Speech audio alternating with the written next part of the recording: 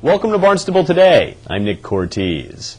The 2010 campaign season was an intense one, to say the least, and yesterday's election was a fitting climax filled with excitement, a few surprises, and for the most part, civility.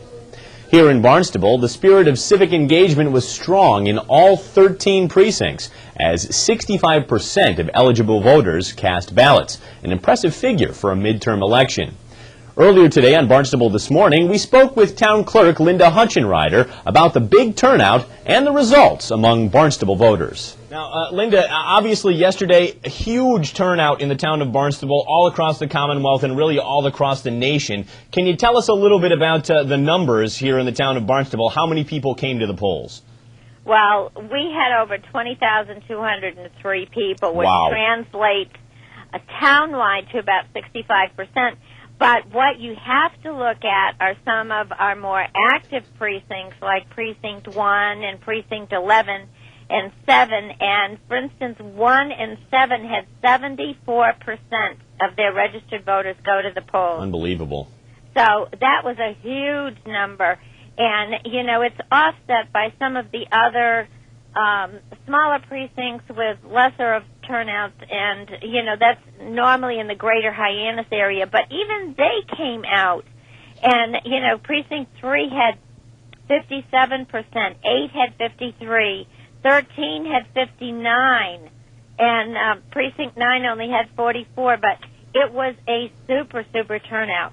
Yeah, that must please you as somebody who works so hard to get out the message about how to vote and where to vote and when to vote. So many people getting out there and fulfilling their civic obligation.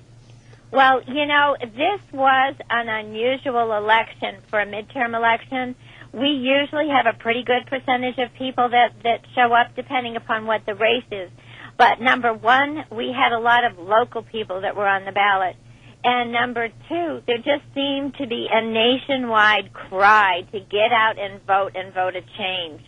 And, you know, the thing that was different is Barnstable really went the other way. Mm-hmm. The ultimate decisions that were made statewide did not reflect the way Barnstable voted.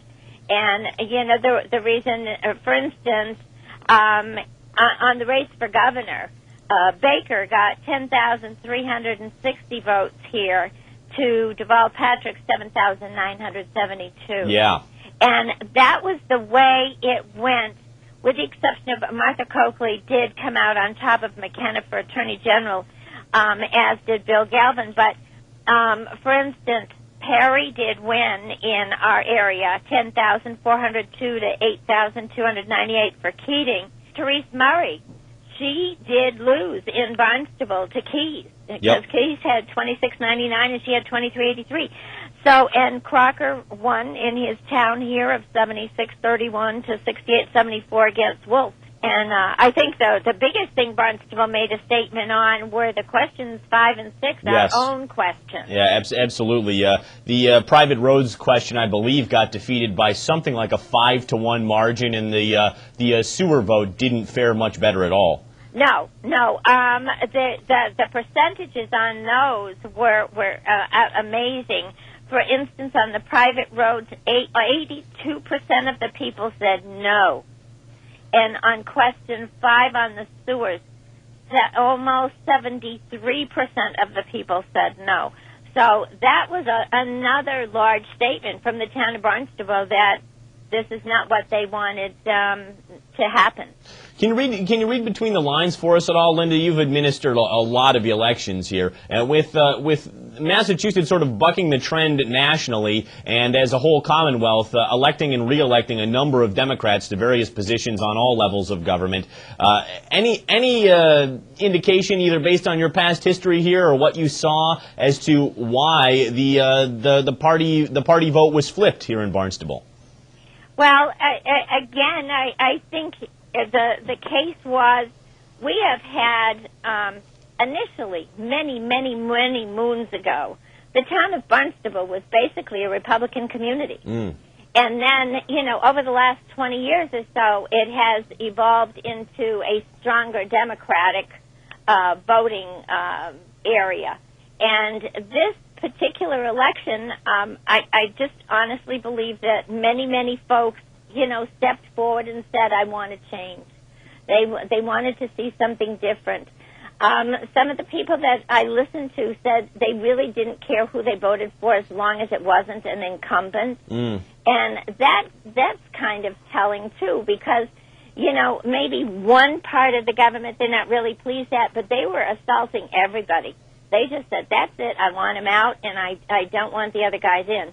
But, I mean, ultimately, here in the town of Barnstable, the only change that came forth were the individuals from precincts 5 and 7 that have Matt Patrick's rep district lost Matt Patrick to David Vieira. Yep. And that was an upset. That was a definite upset, and that sends another Republican to the House, of course. The other candidates, I must say, I want to give such good credit to our local candidates who ran a nice election. Yes. I think this has probably been historically one of the nastiest elections I have seen statewide in a long time, and it's upsetting. It's truthfully upsetting, and it's upsetting to the people because many times they then end up voting not necessarily the direction that they wanted to, but they vote against the negativity. Yeah, I totally agree with you. The races that happened on a more local level, you didn't really see candidates slamming each other, which was refreshing because I agree with you. I got totally sick of the tenor of this campaign about probably a month before the election actually happened. Right. I read a lot more at night instead of watching TV because of that. Yeah. And I think quite a few people did. But it was a very, very interesting election. It probably was one of the more interesting midterm elections that, I've seen in a long time because of the real want and desire of these people to get out and vote. It was the same thing in January. You had that feeling. They wanted to have a say on who was going to take Senator Kennedy's seat. They really wanted to get out there. And this election, now that, everything that is happening nationally, statewide, and whatnot, people wanted to vote. And it was good. I would love to see turnouts like this on the local level, and next year will be our local election. Yep. So I'm hoping people have that same kind of fervor, or at least hold on to a part of it so that we can get a much better turnout on the local stand. Linda, historically speaking, where does this rank in terms of turnout?